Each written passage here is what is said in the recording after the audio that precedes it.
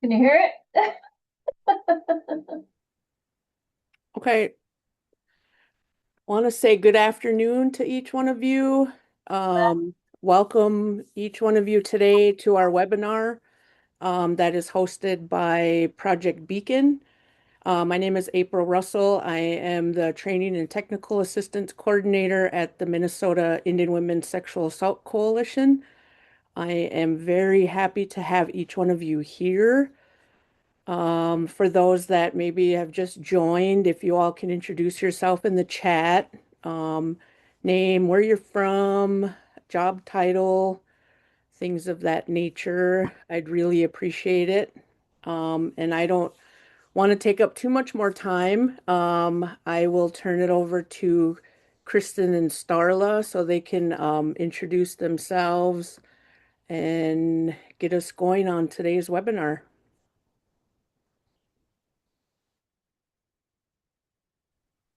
Also, everybody, thank you for inviting us into your space. We're excited to be here and share some of our work with you and our experiences with you all. Poso nat tumatamo natakam wapasha nitotem kais mamachito kumat namanewik. So my English name is Kristin Welch, and I am the founder and executive director of Waking Women Healing Institute. I am a survivor leader, a mother, a sister, a partner, organizer, all the things. And I've been doing this work since I was about 12 years old. I first started community helping and doing healing work with my mom, apprenticing, and then formally have been doing it for over about 10 years in advocacy in the prevention field. So, Wawanan for having us with you today. Bonjour. Nintendo Majinak Wabangi Kwe knows one, Gadede Nadodam, Asen Cognamak Jagaginak Nandondra, Elsie Johnson Akomas Photo on me Kwe and Dao. Good afternoon to you. My English name is Starla Thompson. I come from the Forest County Potawatomi Nation in northern Wisconsin. That's my matriarchal lineage. My patriarchal lineage is from the Santa Ynez Chumash in California. And I am also a mother, a sister, an auntie. I have four boys. I live in Milwaukee with my children. And I serve as the policy, or I have the opportunity to serve as the policy and justice director with Waking Women Healing Institute. And I am also a survivor. I come from a long line of survivors in my family. So, with that background, it's although it might not have taken formal, structure, I have been doing this work also my whole life. But formally, I started with Kristin and Waking Women a few years ago and have learned a lot in that time and blessed to have that opportunity to serve our relatives in that way. And I'm really happy to be here with you this afternoon. Miigwech. And I'll try to move the slide. Okay, there we go. So this, just briefly, this is a new webinar series that is not only open to our Project Beacon grantees, but we were able to open up this space and others who are doing this important work like yourselves. So I wanted to kind of speak briefly about Project Beacon. Project Beacon was created to increase the quantity and quality of services currently available to American Indian and Alaska Native victims of sex trafficking who reside in urban areas. Project Beacon is meant to help bridge the divide between urban Indian centers and American Indian and Alaska Native victims of sex trafficking. This project is funded by OVC. This you can read the grant disclaimer here, and the information presented, of course, does not represent necessarily the positions of the U.S. Department of Justice.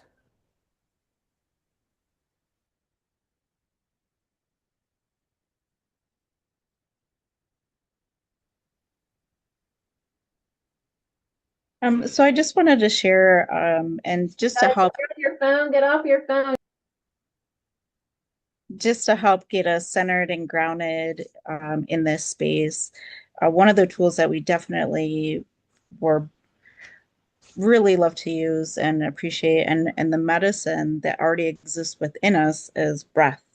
So I'd just like to walk through a short little breathing exercise with everybody to help get us grounded. We know that a lot of times as we're working in this field, we are survivors ourselves, and it may tend to bring up some stuff for us. It's not always a difficult topic to be talking about. So we just want to make sure that we start in a good way and that we leave everybody in a good way as well. So if you want to just take some time, you can get yourself seated comfortably, adjust a little bit, and we ask that you just put your feet flat on the floor. And if you need to gently close your eyes, gaze down at the floor, whatever is most comfortable and easeful for you to do that now. And I just want you to notice the natural rhythm of your breath in this moment. Just take a minute to feel that inhale and that exhale. If it feels comfortable for you, you can place your hands over your heart on your chest. You can feel that gentle breathe, that heartbeat as you're breathing in and out.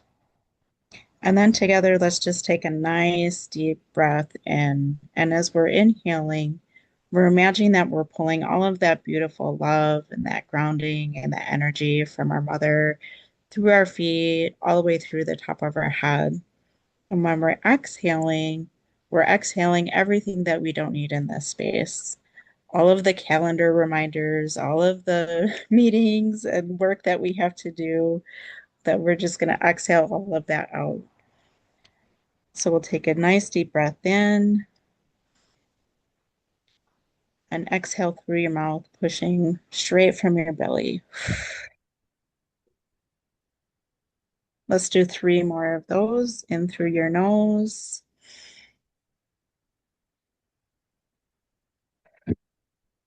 Exhale through your mouth. One more nice breath. In through your nose. Exhale through the belly.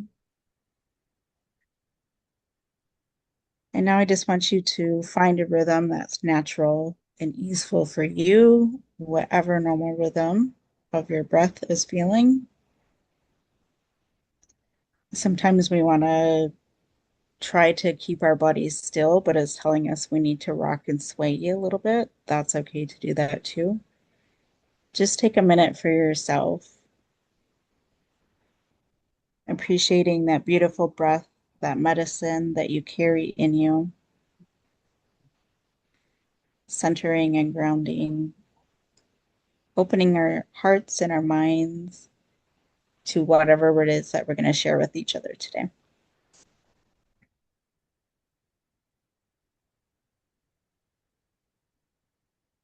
When you're ready, just open your eyes. Maybe you want to shake your arms out.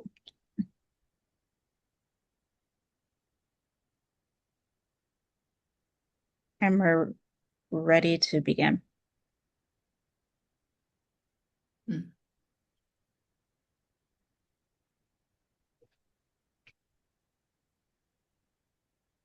Thank you for that, sister. Mm-hmm. Yeah, she's so good at that. And I always find when I still myself, all sorts of things come up, realize how much you are holding in. In particular for me, I know that I hold my breath quite often as a response, kind of like a bearing down. So when we have that opportunity, it's really nice and very telling, right? So again, really honored to be with you all, each and every one of you today. Honored that we were asked by MUSAC to come and share our experience with you as it relates to trafficking in urban spaces, and how we cannot just talk about these things and share knowledge, but move toward action.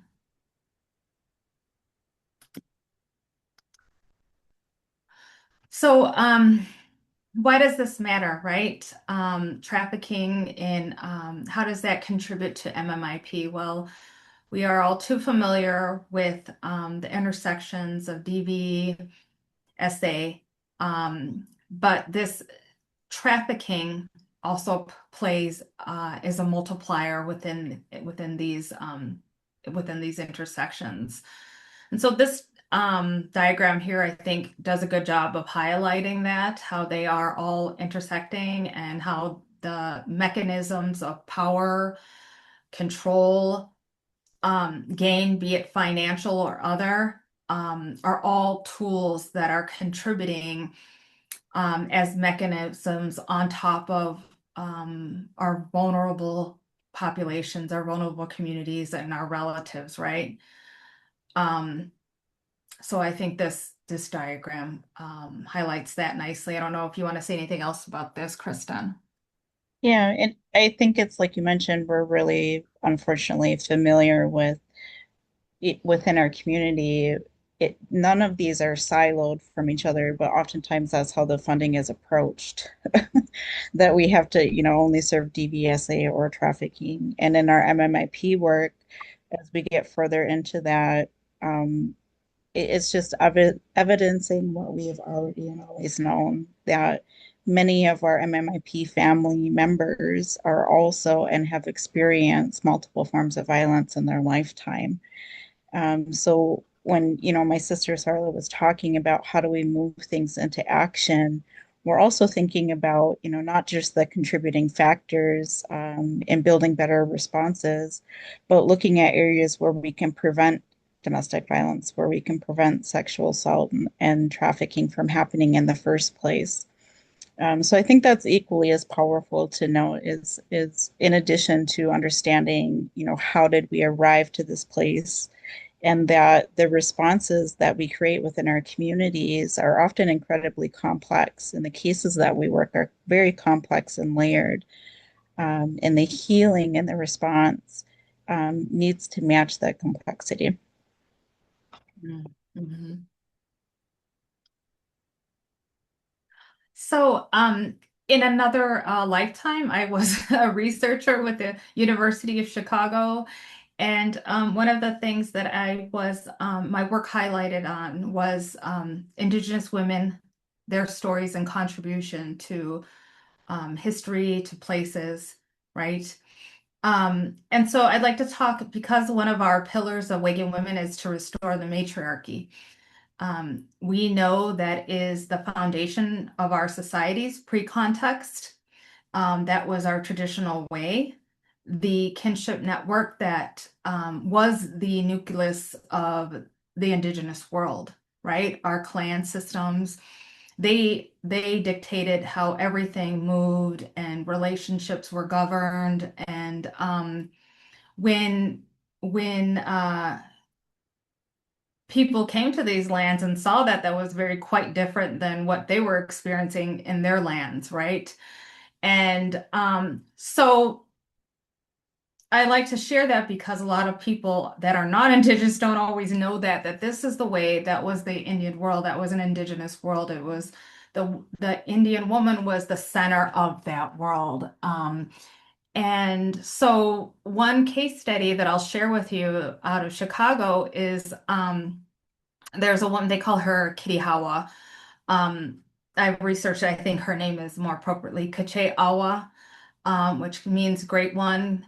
And so she and her Potawatomi relatives made home on the confluence of the Lake Michigan and the Chicago River where they meet right there. If you've been to Chicago, it's right near the area of Navy Pier.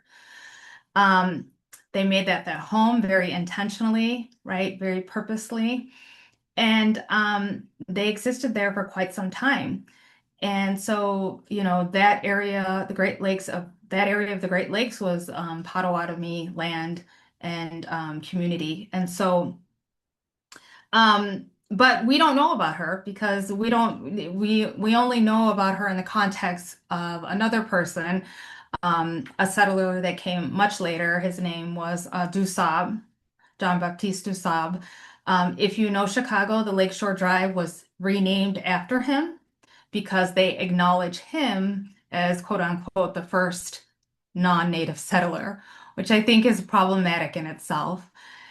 So why I share this is because this is a continuance of the erasure of Indian women.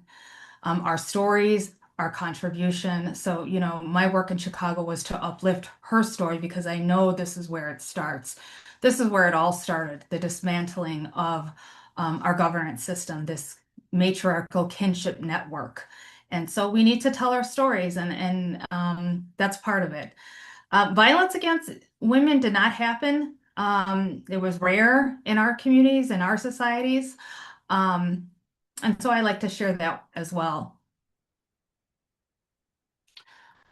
Um, so, after this, after contact, we know too well the story that came after that, waves of federal policy, again, aimed at the indigenous matriarchal system. And so boarding schools was just one of those tools, one of the examples of that, right?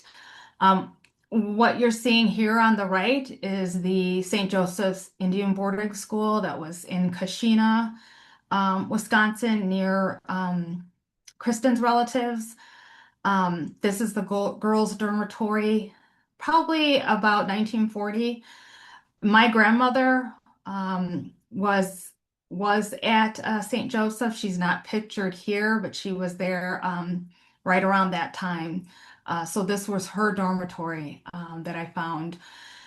And so, this picture has reverberated throughout my lineage. This is all part of the story and how, at least within my family, we come from a long line of survivors, and that action was very intentional, right? So we can talk about things like the doctrine of discovery and all of those things, but we know that, and that just continued on. It changed form over time, but it was the same MO, be it removals or relocation or termination in the case of Menominee Nation.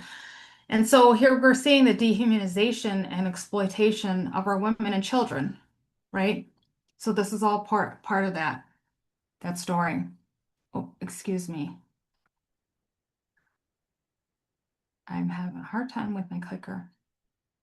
One of our leaders, our matriarchal leaders, wrap that sentiment up in this quote here: rape in Indian country is not an epidemic that just happened. It's a result of centuries of colonial violence, legal loopholes, and government indifference. With Sarah Deer.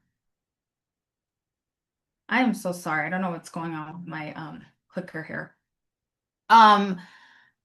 So we know the statistics, in particular where we are at in Wisconsin. 55% of Indigenous women are killed, or Native women are killed by their intimate partners. And so we're seeing that, and we'll see that throughout this presentation, how that proximity to violence, that intimacy plays over and over again. Kristin, do you want to talk a bit about that one more report? Sure. So I was a commissioner with the Not Invisible Act Commission, and we were tasked with creating a report to present some solutions for MMIP to improve responses to missing murdered Indigenous people and trafficking across Indian country.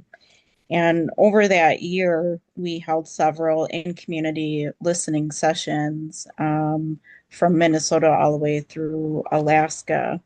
And there was often a repeated pattern of like DV&SA leading up to MMIP cases in the family testimonies that we heard. And it further, again, evidenced what we were seeing and experiencing across Indian country and in our own communities and as survivors ourselves. And some of those recommendations that we talked about were culturally founded and centered responses as not only intervention and prevention, but to improve responses for our survivors, whether they're trafficking survivors or MMIP family members. And that is one of the key, pillars, not only within our organization, but as Starla noted, like historically, that we were intentionally disconnected from our original ways of being, our original ways of thought, and our languages. And that is sustaining the violence that we see in our communities. So if we're looking at building solutions to trafficking, especially with First Nation survivors, that we have to look at culturally founded care, prevention, and response in that work. We did release that report. It was since removed, but that report still exists, and there were many calls for action around healing and response, improving responses for survivors of DBNSA prior to it leading up to a MMIP event. So we called for a decade of healing and action because as commissioners, we knew that a report sitting on somebody's desk was not going to be the end all be all to improving responses, especially for trafficking in Indian country, that we needed further work. We needed to extend the work on the recommendations, and we needed plans to implement those recommendations. So if you're wanting to connect to that report, we certainly can. There was a lot of connections about DBSA and trafficking and how we can improve that work in there.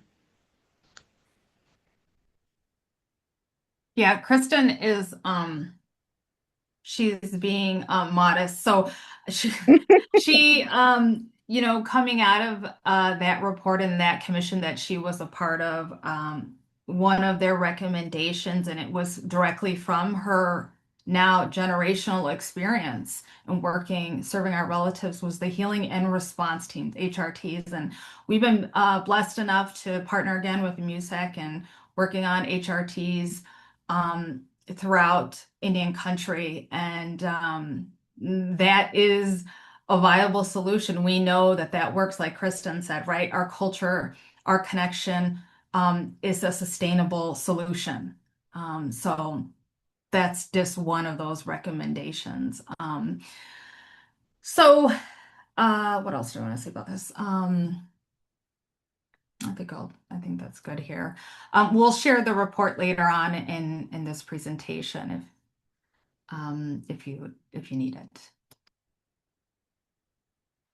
So these statistics are already, as we know, coming out of the Urban Health Institute, 10 years old now, right?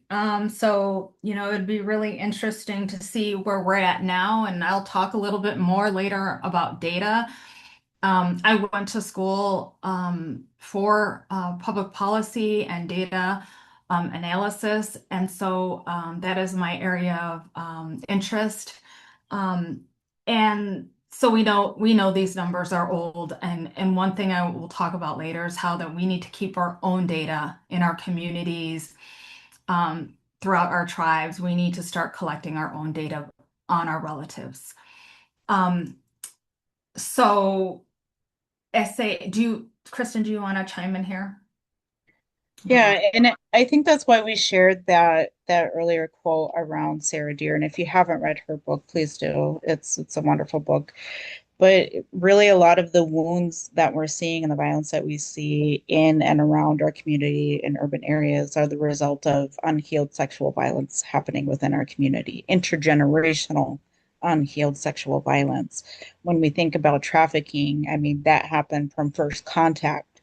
So, I know within, my own family, like there's not one First Nation woman who has not experienced sexual violence, or multiple forms of violence. So when I look at these numbers, we know that they're underrepresented and underreported, but it also like misses that intergenerational piece. So it's, and we're in this time now of like reclaiming and picking up and trying to heal that, not just the violence that we've experienced, but that our mothers, our grandmothers, our great grandmothers, our great great great grandmothers have experienced. So it's really looking at it in a much deeper and broader lens than sometimes I think Western data can capture. And that's why we always highlight the importance of looking at this through our Indigenous eyes and find Indigenous solutions through that lens because it acknowledges we have to heal the past. We have to go back and heal what our mothers and grandmothers and families have experienced so that the next generation is not carrying that and passing that on.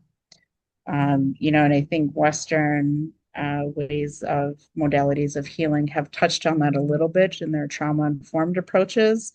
But it too, from my understanding, with our cultural education, is very surface level and very new compared to, our culture is hundreds of thousands of years old in our understanding of how do we heal from this type of a wound. This very deep, like soul wound is the only way that I can explain it. So that's what I see when I see numbers like this. It's always good awareness for allies and those who are not, familiar with our communities. I think, for those of us who are First Nations, it, it's more of the same. Like it's evidencing what we know, but there is hope. Like we can absolutely heal and move forward through this as well. Absolutely. And as they look at this bottom portion of this slide, with that knowledge, we understand all of these precursors. So the Western model sees a runaway. We see a survivor. The Western model sees a drug user. We understand that there's harm and trauma that might be, self-medicating.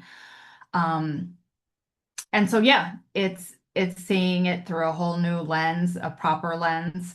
Um, yep.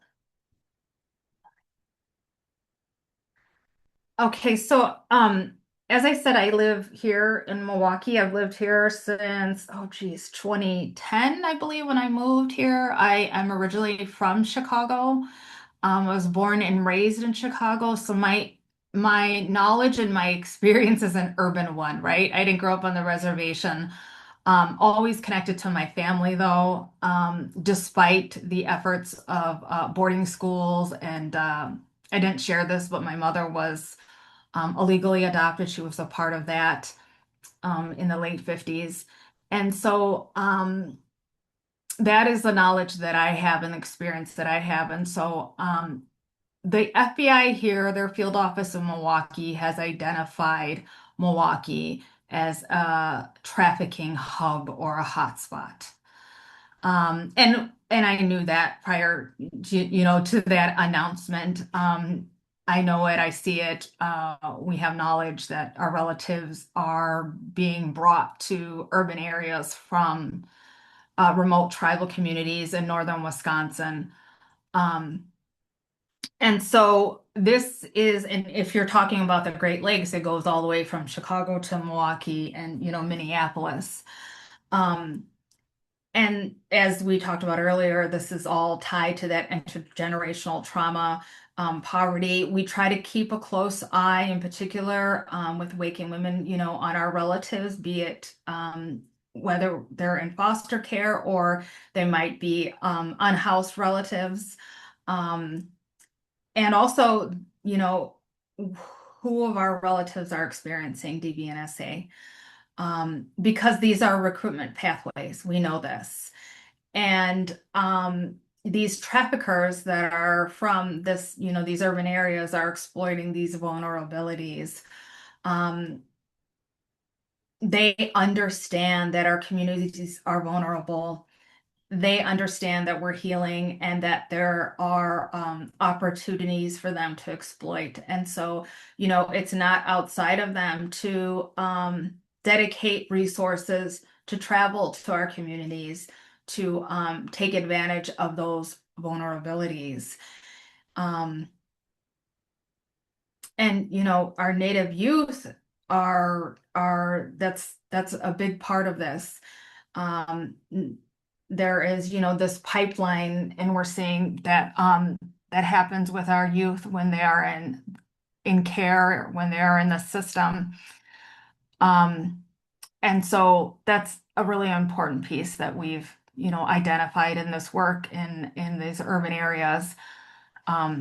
So that's just a little bit about Milwaukee as an example, but it's not it's not unique to any other urban areas. This is very familiar. And so that's a little bit about that.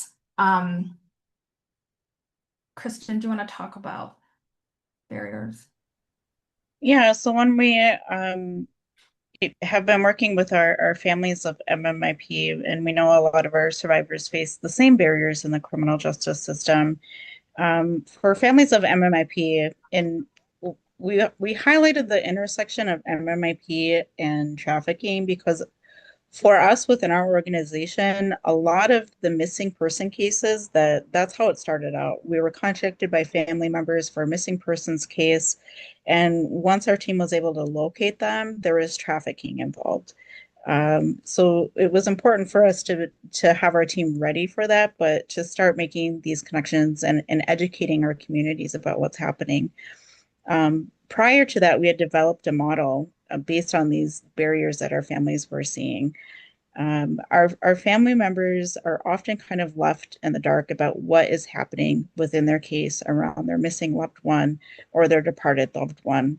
There is little to no communication from the detective or law enforcement in what is happening, what resources have been allocated, what are their next steps, and this is basic like crime victims' rights. So we try to educate families on, if your relative was a departed relative, you do have crime victims' right, and we can advocate for that. As a missing person, that's not considered legally a victim of crime. So then our family members are even more on their own to really try to navigate these complex systems. Um, the lack of urgency in all of the cases that we have worked, and I think we've got to be near 50 some responses that we've done within our own team. Every time we run into there's a lack of urgency to file the initial report from law enforcement. And one of the biggest resistors are law enforcement in urban areas like Milwaukee. So they're not really a priority for law enforcement, especially a missing persons case. Missing youth is often just classified as runaway, or they're declared, like a cold case without any notice to the family. We know historically, the United States government has imposed acts of Congress like PL 280, the Oliphant decision, which deeply limits the ability of tribes to prosecute, major crimes within their own communities. Like Wisconsin is considered a PL 280 state. So the only tribe within Wisconsin that is not truly sovereign is, or excuse me, I got that backwards. Menominee is a sovereign nation. The rest of the tribes in Wisconsin are PL 280. So what that means is the major crime like sexually violent crime, kidnapping, murder, that authority was given to the federal government to try and to prosecute. Some of the tribes have given that is now given to a state or county. Like we have the Stockbridge tribe here. They are PL 280 tribes. So any major crimes that happen within their boundaries, Shadow County prosecutes. So that when we think about the completion and prosecution rates in sexually violent crimes, they're already extremely low. When you look at that for First Nations peoples, that goes even lower. So it contributes to the lack of prosecution. And like our sister said, it makes our people very vulnerable and targeted by traffickers because they know there's a very low rate of this going through a prosecution and them seeing any, criminal prosecution or consequence. But it also, I've heard, criminal or jurisdictional confusion is one of the barriers for MMIPs. So you might have like a county law enforcement saying, well, that's not my jurisdiction. Is it federal jurisdiction? But there have been great federal partners that we worked with that said, well, I think that's just an excuse. We can figure out whose jurisdiction it is. Let's just bring this missing relative home. And we've noticed that in our responses too, that when law enforcement wants to work together across agencies, they do it very well.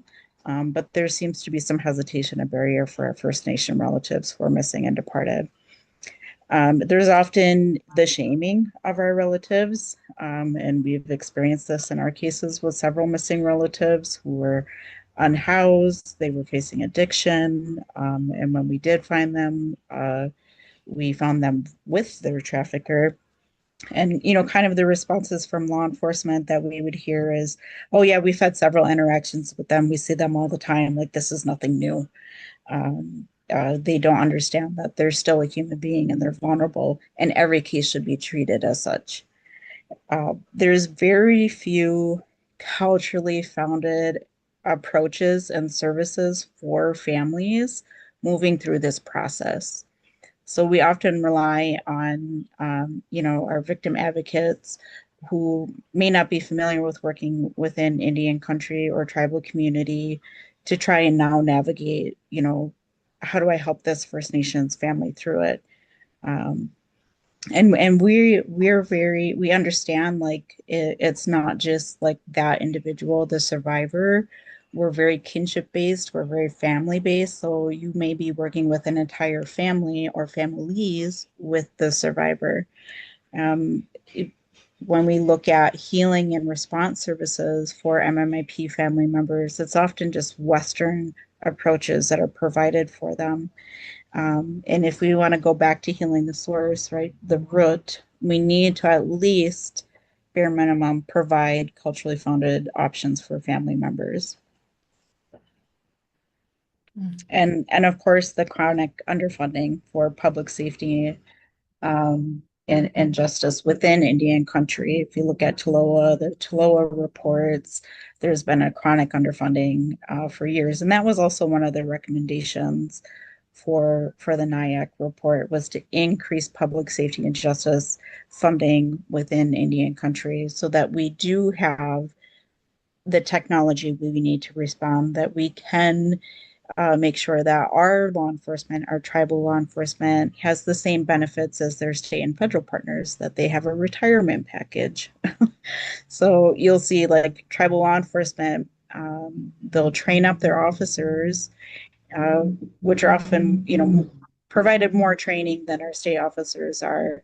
But because there isn't really that incentive for a retirement package or the equal pay, they'll leave once their training is complete and go to a county. So there's really high turnover for tribal law enforcement, and that doesn't even touch on the secondary trauma that our law enforcement officers and tribal communities are facing. So these are just a few of the barriers that our MMIP family members are trying to deal with and navigate all on their own. They're in the dark, they don't have resources, they're not provided options, and there certainly isn't, a culturally founded approach to care.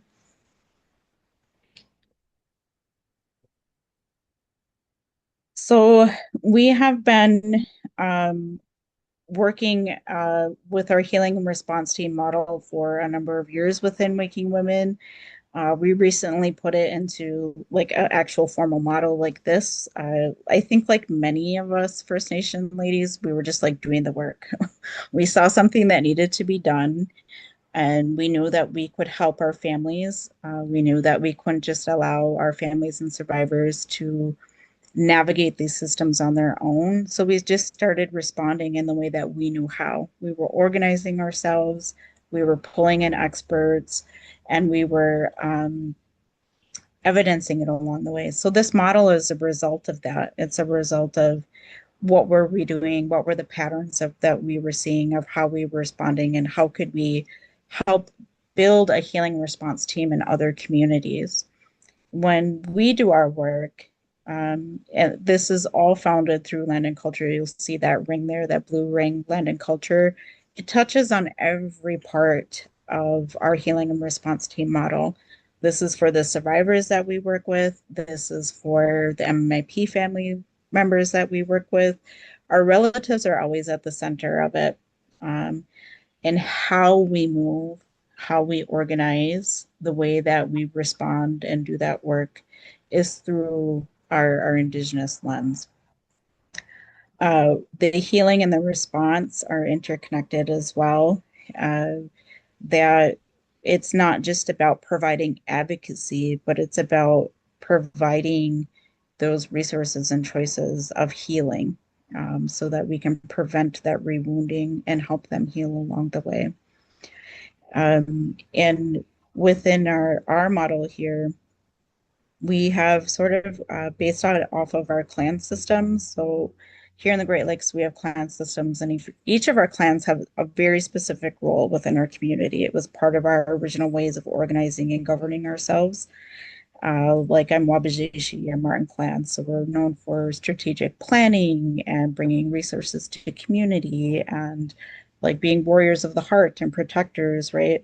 So we were thinking about that in this model, like who are the different sort of clans and structures, people represented and experts that we're going to need within this team. So we needed the coordinator role, the person who is good at organizing multiple communications all at once, who can take and write down and document all of the interactions that are happening for the family. They're working with the communications between the team members, the family, and the systems. We have our healing helpers. So for us, we have elders, we have cultural knowledge holders, we have ceremony holders, alongside of our Western systems of like AODA, behavior health, and we pull them in as they're needed and being requested by the families and survivors. We have a logistics lead. So their role is really about coordinating things that are happening on the ground. What is it that, our search and rescue teams are going to need? Do the family need like gas and hotel vouchers to get to court cases or to get out into community? What are those physical needs of the family members and survivors that we're working with in our team? And that's our logistics lead responsibility. We have an advocate, formal or informal. We definitely honor both, who is working one-on-one with the family, making sure that they are informed of the entire system, whether it's the criminal justice or sometimes the civil justice system, making them aware of what their choices are, providing sort of next steps. And this is usually what happens. This is what we should be seeing in terms of response, so that the family can make an informed decision on what they would like to build out next. We have a media and communication specialist on our team. So they're really about helping families and survivors. If we have a missing person's relative, they'll develop flyers for them. We can help them with any sort of media questions and navigating that space if they need to. As we know, like Indian country, like Facebook is like the way to get your digital search out there. That's how we communicate across Indian country, and that's been a really effective tool for us. And then we have our expert knowledge holders. So within our team, we've been really fortunate to continue to building this area, whether it's former no-body homicide detectives or search and rescue teams. They have very specialized areas of expertise that can be pulled in on the team, depending upon, what we're seeing happening in the case. And then the system, sort of like our workflow, is we're listening, right? We're capturing the information from our relatives, from the survivors. We're verifying that information with the system, with what we're seeing. And then the coordinator will assign each of the team members a specific role so that we can develop our response with the family, with the survivor. And then we debrief after that, that assignment is launched. And there might be several assignments within, and this may take years sometimes, for the healing and response team to do its work. The land and cultural approach is really looking at how are we as a team holding the vessel of safety for our families, and looking at that through the mental, physical, emotional, and spiritual safety and well-being of them through this entire process. And not just the survivor and the family, but our team as well. So that's one of the coordinators' role and our healing helpers' role. They often work together, is That debriefing process is important for all of us as team members to debrief and debrief often as we're moving along. And sometimes it's happening in the field. So this was the model that we've built our healing and response team off of. And Starla mentioned it's one of the NIAC recommendations was for every community to build their own healing and response team to work with trafficking survivors to really address all of the needs, the very, very complex needs, and to make sure that healing and that relative was at the center of it. Mm-hmm.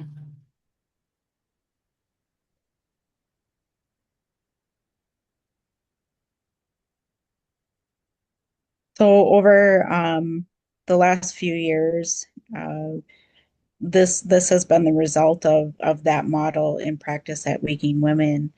When we talk about like physical safety and how do we prevent, future violence and trafficking, housing is one of the biggest issues.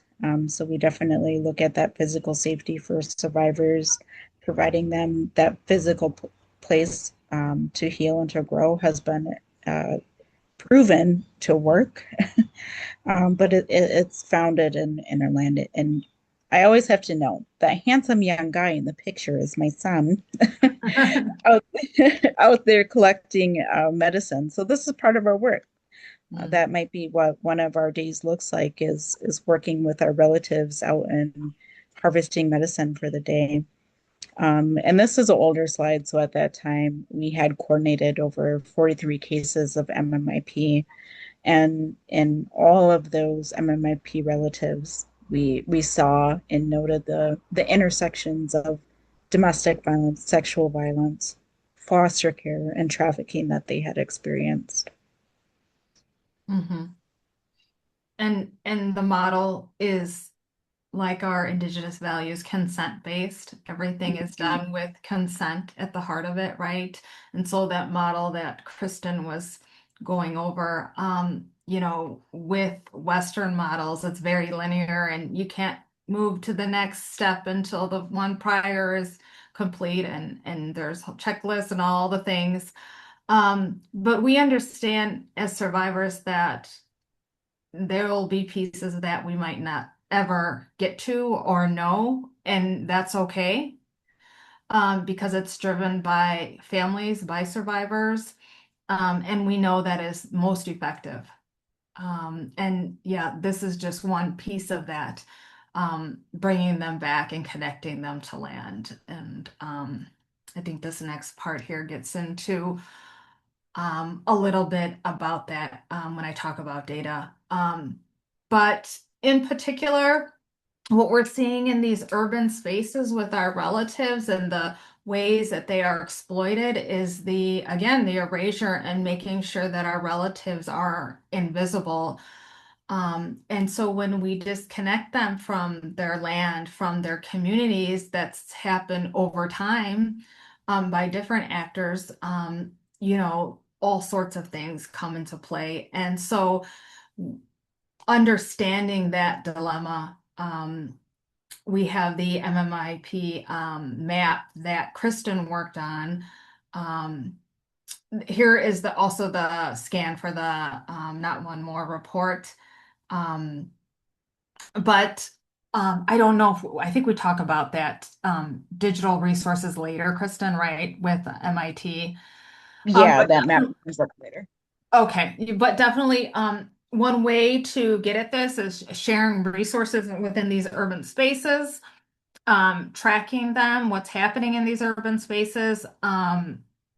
We've done this by creating, hosting community events, healing walks, vigils. I think on a next slide, you'll see a demonstration of a vigil that we held with one of our relatives whose daughter passed away while she was within one of these systems.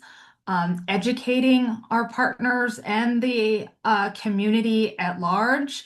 We're finding often media will show up when we have these community events. They want to know and understand more, which is really encouraging because as we know, I often write media press releases typically when our relative goes missing, it's not shared. And so to my sister's point, that's why we're having to turn to something like Facebook, because we can't get media to share it, or perhaps law enforcement is under-resourced and not, acting. And so we're doing what we know how to do, right? And so moving in community. And so it's encouraging to see media show up for these things. And then we can talk about like things like the alerts, right? Advocating for alerts in your states. That's one thing I know we had on our list of action that we wanted to do with Waking Women is alert in Wisconsin. And then understanding that data and having transparency and accountability around that, which oftentimes means doing it ourselves. And so certainly that's a worthy endeavor for us to start. So and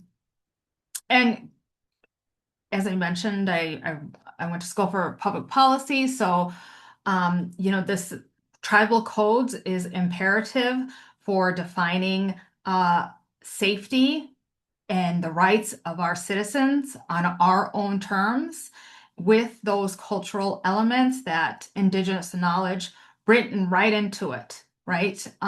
Let us protect our relatives in the way that we know how to. And even in a place like, someone might say, if you're in a PL 280 state, well, what is that? What is that going to do?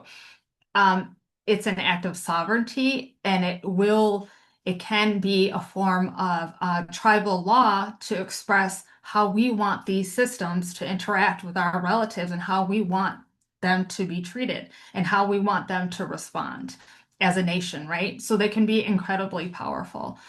Engaging our legislators and district attorneys in this process as well as best as we can, right? Um, and definitely supporting families and survivors, as Kristin mentions in that model, it's all driven by them, but it's, we are acting on their behalf, very often navigating these systems so they're not having to carry that additional burden beyond what they are already carrying if their loved one is missing, right? And so the coordination that needs to happen in urban spaces, takes some work. You need to understand what that landscape looks like. Who else is serving unhoused relatives, or just, our unhoused people in this area? Who else is providing shelter? What are their terms, right? Do they need to have an ID? Can they only be not with someone else? Do they have to, all the things that become barriers? It's really important to understand within your urban landscapes, who are those actors? What are the barriers?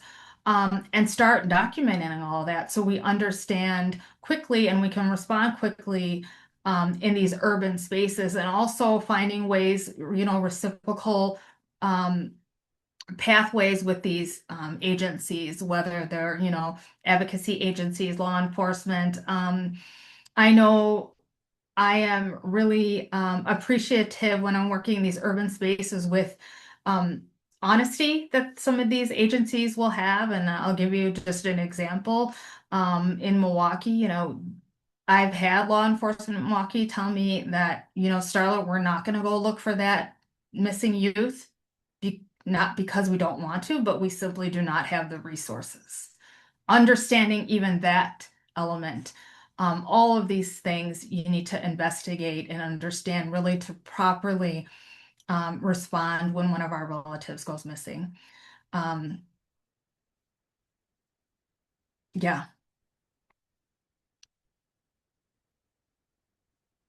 So we know that, most of our relatives, over 70% of our Native relatives live in urban spaces. And they were brought there in one way or another, right? So it behooves us to really understand this environment because our relatives are here. And we've talked about how that MMIP and trafficking, they're deeply interconnected, right? Um, and I think one of the misconceptions is that, well, our relative is missing in Milwaukee, but sure, they have they have 10 different shelters and they have a huge Indian health center down there and they have all of these resources. And that's just not the case because the systems can still fail with those resources are relative and they do. And so, in particular in Milwaukee, much of the trafficking from my experience, in that outreach and that direct, service work happens within an 8 block radius in Milwaukee. All of this, all of this, um, all of this action, all of these things are happening within 8 block radius. Um, and which is in very close proximity to our Indian Health Center here in Milwaukee. So that's just like one example, right? Um, of how, just because the assumption is that all of these things exist there, that means that there's a better response. And so it still needs to be a cultural response. It still needs to be driven by us, right? Because we have the understanding, we have the knowledge, and we act. Waking Women Healing Institute as a grassroots organization, we act immediately. We don't wait. We act at the consent and at the direction of our relatives. And maybe sometimes that means we're out searching on Easter Sunday when other people are doing other things. But we know that that's the difference and that's what matters and that's what's effective. That culturally grounded immediate response when one of our relatives goes missing in these urban spaces. I mentioned earlier the vigil that we had. This picture at the bottom here is one of our vigils of one of our relatives, Sylvia, who died while she was in custody in the Milwaukee County Jail. And so we're here in front of, again, visibility. And her mother's behind me. I don't think you can see her, just briefly, demanding justice. And we're not going to go away, and we're going to keep speaking up for our relatives in these spaces, not just within our communities and our homelands, but in these spaces. And so that response is, as Kristin said, the healing and response teams that includes, all sorts of cultural leaders, knowledge keepers, right? Our elders, our healers, our advocates. It includes those, those institutions like shelters and hospitals, other people that are doing outreach with their people, whether they're serving, LGBTQ or African American communities. Those partnerships are especially important in this response so that we can combine and leverage our resources. We're navigating a very complex environment that is very large and working through many obstacles, right? So that partnership, that leverage is really important. We meet, as I said, we meet relatives where they are, right? So that immediate response means we're going to where they were. We're going, we're going to show up and we're going to be there. And so we found that extremely effective in the work that we've done with trafficking in these urban spaces. Like I said before, much of the trafficking that happens in Milwaukee happens in an 8 block radius, and it's pretty crazy. And in that 8 blocks is a combination of unhoused relatives, a lot of drug use, criminal activity. It's just, you name it, all of that's happening within one of these, what you would call like a high risk zone, right?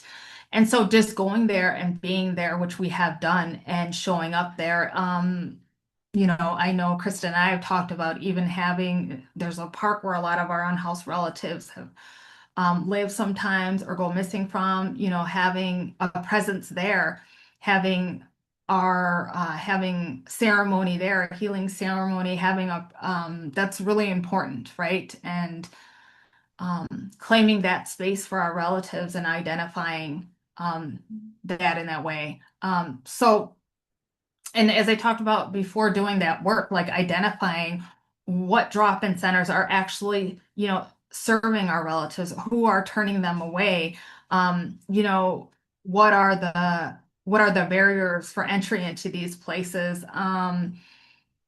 And then identifying partners through that healing and response team, our first cohort, we have now built a Milwaukee urban healing and response team. And we, through this, while we were going through our first cohort, responded to a couple cases as a group. And so it's really beautiful to see how this plays out real time, real life in action, and how it makes a difference in the lives of our relatives. So Milwaukee now has a healing and response team that mobilizes immediately now, based off of this model, our model, and this kind of response, right? I talked about data earlier. I'm a part of, oh gosh, we were supposed to meet quite regularly, more than we have, but there's been a lot of changes, we all know. But it's the 904 task force. It is a federal task force that was created to address the crisis with data. And so we know that one of the reasons why the erasure of, our relatives is because we're not counted, we're not represented properly in data, right? So for instance, when our youth went missing not too long ago in Milwaukee, and talking with law enforcement, or, they kept saying, oh, so, she's Indian. And I said, oh, she's Ojibwe and she's from this community and this is where her community is from. And this is how far it is from, right? Like things like that are really important for them to understand and for us to be properly represented in their data. And I asked for that to be included in their record. It's important for them to understand that her family and her community is 5 hours north of from where we are. That's a contributing factor, and that was probably done very intentionally, right? Or at the failure of a system. And so including our relatives in these data sets, it became a running joke among Indian country, right? When they did that, when the election was going on and they called us like something else or something like that, right? But I mean, funny at the time, but not funny because we're just not included, right? And it's a contributor to trafficking for sure, for sure. And so that might mean that we lead our own data systems, start collecting, and I've had people who do this work and say, well, where do I get the data from, Starla? We've had proponents that have started some of this, and Urban Indian Health is one of them, and out west, they've collected data. Sovereign Bodies Institute, they did, but I mean, no one told them to, they just did it on their own. And now there's some of our only data sets that we have out there. So start collecting your own in your communities. There's no right or wrong way. And so that's really important. We'll talk a little bit later about how the documentation should do no harm. It should be survivor informed. Right. And so, when you start collecting this data, you will be able to identify patterns. And I've done that, Kristin and I, based off of our experience and how we believe and how we operate as Indigenous women and mothers and caretakers, is we know that what happens to land happens to bodies. Right. And so, one thing she always wanted to do was start collecting a land and body data, a violence database. And so we did that. And, so that means if an extractive industry is trying to come into one of our populations, well, that's an act of violence against that nation. And we're going to record it.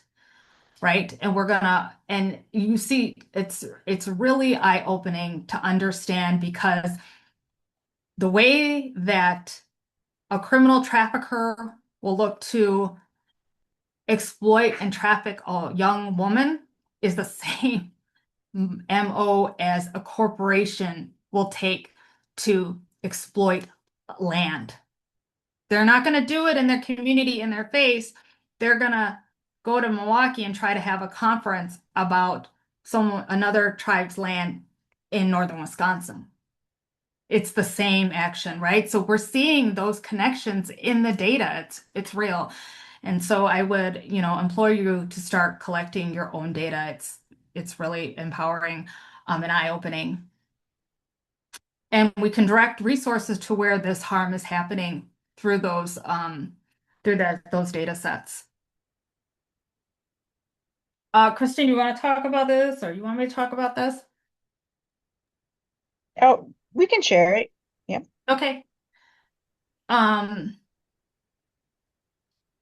let you start. Yeah. So within our healing and response team, one of the important things it for us was to be able to document our story through our words and our visions.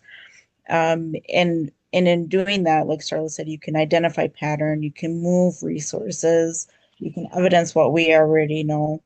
But the way in which we gather those stories could not be extractive, right? We wanted to use it to empower. We didn't want it to just highlight the trauma and the pain that we were seeing and the problem. We know what that is. We want to use our stories and our data to uplift, to move life, to restore, some power, right? To reclaim some of our own power. And a lot of the family members that we worked with and continue to work with, because that's ongoing, it doesn't end for us at the end of a case. We work with our relatives forever. Was they would always say, I never felt heard. I didn't feel like they believed me. So this was a part of that. Was we originally started it just as a tool for family members to, one, reduce the re-traumatization that's happening to them, that they wouldn't have to retell their story over and over again, that we could help hold and contain that story for them. And that includes important contacts, from law enforcement to detectives to people that they've interacted with along their journey in their case. And we could recall that for them, so they wouldn't have to hold that. And that ability to share your story through your words is a healing act itself. So we started using that our story and our data has power. We could see it move systems. We could see it begin to highlight, not just the pain, but our collective knowledge. And we've talked about using this, and we have like an actual template, a data template that we use within our healing and response team, to make sure that, our teams are collecting the basic data, much like an intake form, but it's always with consent. And I think that's the biggest thing is we don't document anything without the survivor's consent or the family's consent. And we let them know, like, this isn't Waking Women's data and story, it's yours, and you can do with it whatever you want. If you want it to go to contribute to the movement or to the reports, it can. If you want to take it and print off this story that you've experienced and go burn it for your own healing and never look at it again, you can. So I think like the way that we look at the work we're doing in collecting data is very different. That it wasn't meant to just highlight the problem and the solution and be an extractive process, that it was to move life forward. It was to help our survivors like reclaim our voices in what's happening to us. Yeah, I agree. And it's within our traditional value systems as we are Anishinaabe, like thinking about like our stories are alive. And so that is the kind of reverence and respect we try to lend and give to our relatives as they share their stories. Um, yeah. Um, I think we talk a little bit more about it in the next here. Yeah. So as we talk about data with Waking Women and the way that we I don't even know if gather is the right word, but like share our stories, hear our stories, have the opportunity to, you know, have relatives share their story with us is a methodology that we consider as like data as care, right? It's not extractive. It doesn't do harm because we know within the Western way, it's segmented. It's very driven, process driven, right? And it does harm. And then it happens over and over again throughout the survivor or the family's experience, which is incredibly damaging.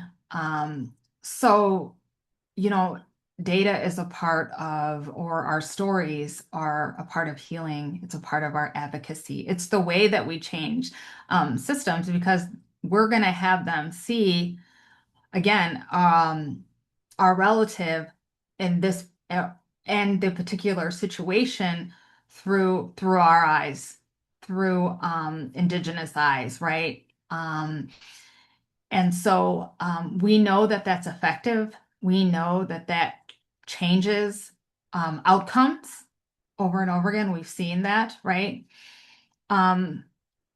It changes how institutions are responding. Maybe that police officer is not saying she's Indian anymore. Maybe he's saying, okay, she's so-and-so from this community, from this Ojibwe community, right? And so to see that happen is really good. It's empowering while you're doing this work, to have them see our survivors in the proper light, right? And so again, the survivor's voice guides our decision making, and as we model this and in our interaction with systems and institutions, we're hoping to see that transferred, that knowledge transferred. And it centers our healing, right?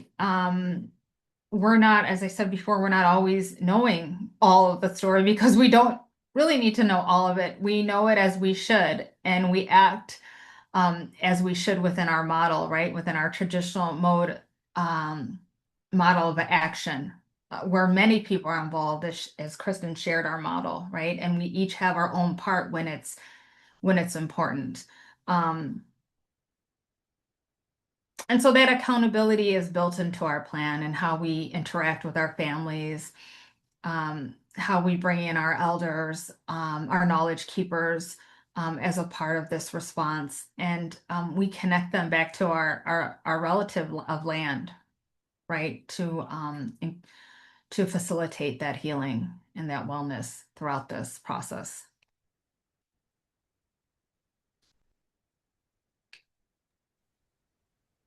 So, in working with response, we found that we had talked about it, like Facebook was one of our digital search tools. But Indian country is both, as we know, like very big and very small at the same time. So when we're working with survivors and family members from different communities, which we often have, not just here within Wisconsin, we've done national responses.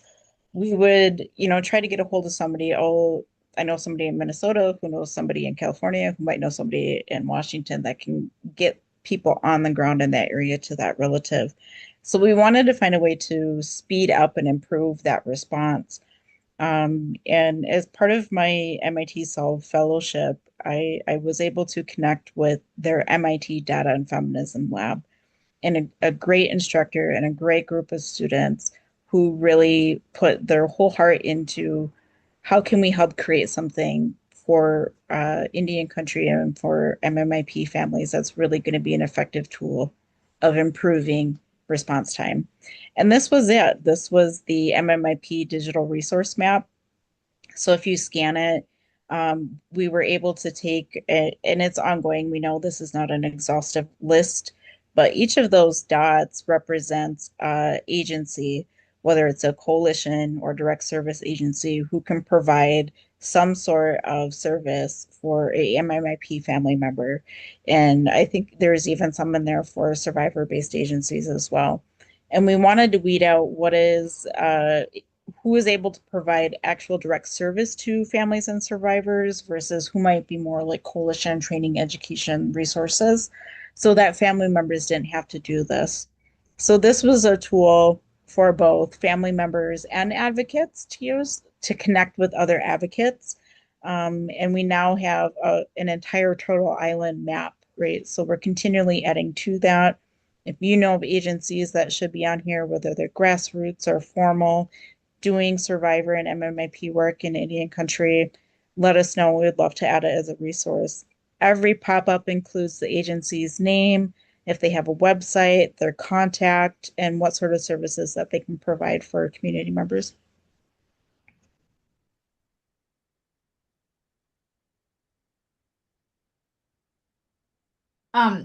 We talked a little bit about this earlier, but these are some ways that we have interrupted trafficking pathways in these urban areas. And it certainly is to identify who of our relatives in these urban areas are struggling with housing, right? Who might be our unhoused relatives is a huge contributor mechanism. Again, what of our relatives are in foster care? And even diving into, where they're from and, are they in foster care in Milwaukee, but they're, a community, a remote community. Our relatives that might be dealing with AODA issues and partnering with those organizations that are serving them to understand that dynamic as well. And then recognizing, trafficking indicators. One case in particular that we worked on in Milwaukee that was really, at least for me, changed my entire perspective on this, and it became very intimate experience was, a young woman who went missing. And it was under that pretense that she was a missing person. But then quickly realized that she was, being trafficked. And, upon speaking with her, when we were able to get her to safety and back home to her relatives, is that, she had constant everyday contact with law enforcement. But they just assumed that she was a sex worker, not someone that was being trafficked.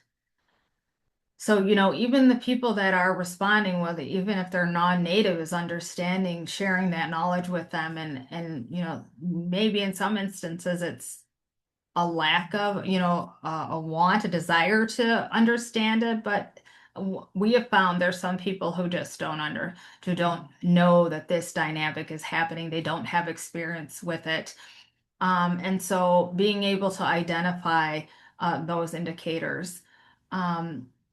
And then responding in a way that doesn't criminalize our survivors.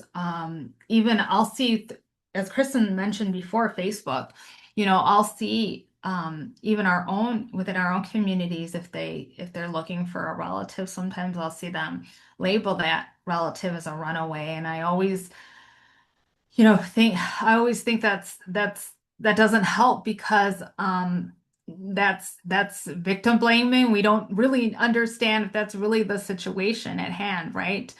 We understand that that's how the system or the Western model labels that individual, but that's not aligned with our values, right?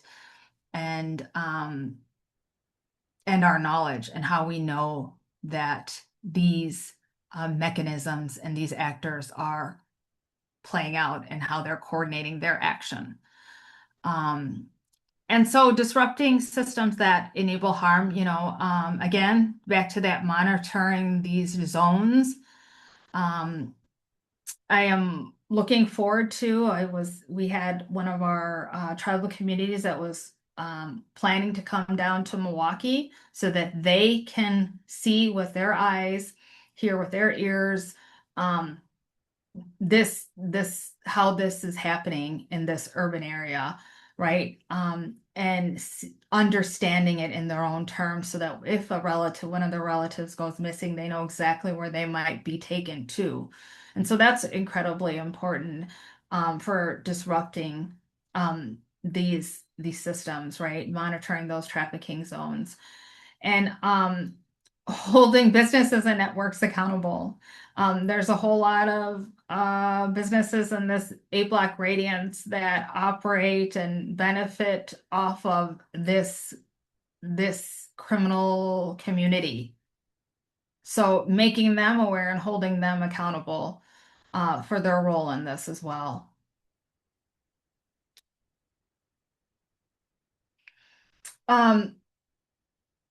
So we know that, as we've said over and over again, the answer is our culture. That is our life source. Our certainly within my experience, it was my reason, part of my reason and my connection to heal. And so we know it's imperative to restore that connection to our traditional ways of being and living and to their sacred matriarchal identity, to their culture, to ceremony, to community. So one of the first things that we did in that case that I spoke about was, bringing our relative home, immediately taking her from that space and bringing her back home and connecting her to land. And so that she can remember, how sacred she is and understand that she is strengthened within her community and loved and cherished. And so that's a big part of, what we do. And funding, cultural programs in Milwaukee in particular, I've seen a lot of this come forward and I'm so happy and because a lot of it is aimed at the youth. And I'm hoping that, does prevention as youth understand that they are not isolated in these urban areas, that they have a network of their own, even though they might not be within community in their reservation community or their traditional homelands, they have a support network. So it's really awesome to see that happening more and more, whether it's drum groups or just, cultural programming, outreach. It's certainly necessary to disrupt these pathways.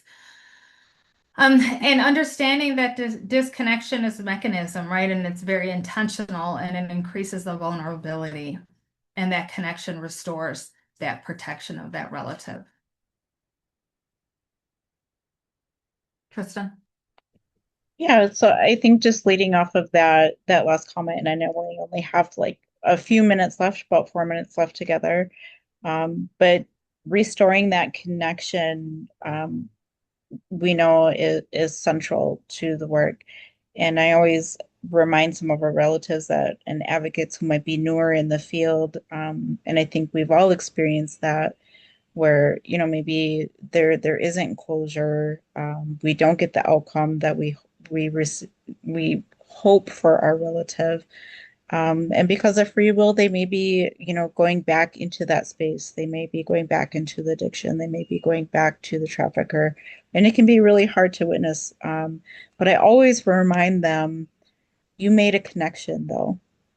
They know that there is an auntie in Milwaukee named Starla that they can go to anytime they need assistance.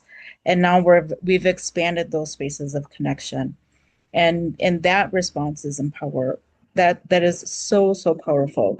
The connection that I see you, you're a human being, you're loved, your life and your breath has value, and your community needs you. And that's all we fill our relatives up with.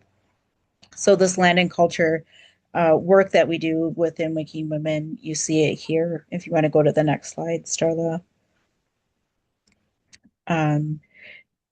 We move that into those urban spaces. But the land and the culture work, some of those key values to think about that when you're building your teams, when you're doing your work, some of those most central teachings are found in our creation stories. And how can I take that lesson and move it into the work? We think about, the importance of free will. For us, some of those are really core teachings. We don't impose upon each other's free will. And that's where the voice and the choice and the advocacy comes in. We provide that love and respect unconditionally. We meet our relatives exactly where they're at and we see them for their spirit. And that genuine connection, that's where we save lives. And it may not be linear. They may never come out of that life, but they know that they are loved and they are seen and they are heard and respected. Mm. So that with that, we'll just say miigwech. I think we have 1 minute left. Yeah, sorry. But we are open to questions if you have any questions or comments.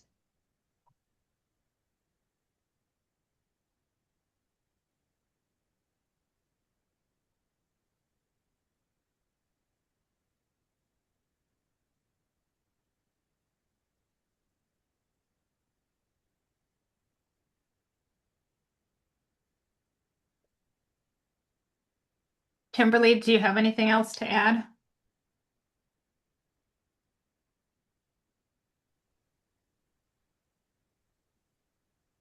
Hi, this is April. If Oh, April. I don't see any questions in the chat, but Okay.